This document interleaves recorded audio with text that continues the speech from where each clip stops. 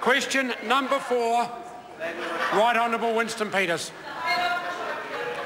Mr. Speaker, this question is to the Prime Minister and asks, does he stand by all his statements? Right Honourable Prime Minister. Mr. Speaker, yes. Supplementary question. Supplementary question. Right Honourable Winston Peters. Is it his position that Mr. Goff shouldn't have, as the PM has stated, leaked the Gwyn report? Sorry, one. Order. Does the Prime Minister, could we ask the Right Honourable Winston Peters to repeat that question? Thank you very much, Mr. Speaker.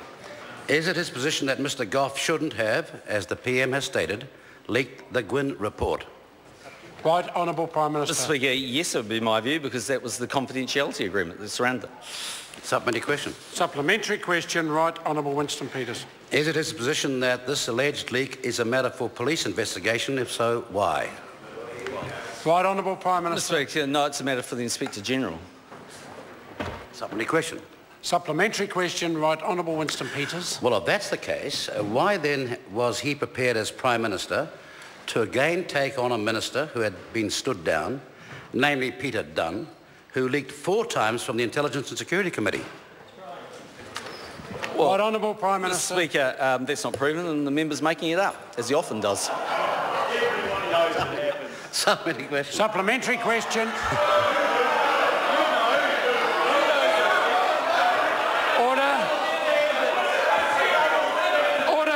Order.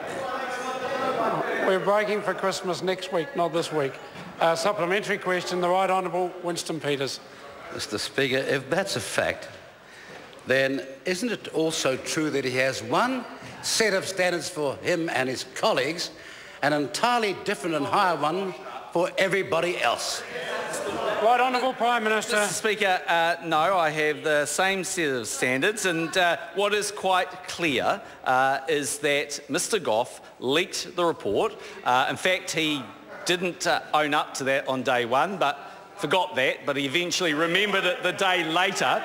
And he did that, as the Inspector General herself has said, because he wanted to get favourable spin or coverage. That was the words. Unfair coverage was put on this side of the House. See, it's an interesting scenario, isn't it, Mr. Speaker? It's an interesting scenario that you go out and leak a report before it's due out to try and get favourable coverage, because you know it won't stack up. And unfortunately, it backfired. Question number 5.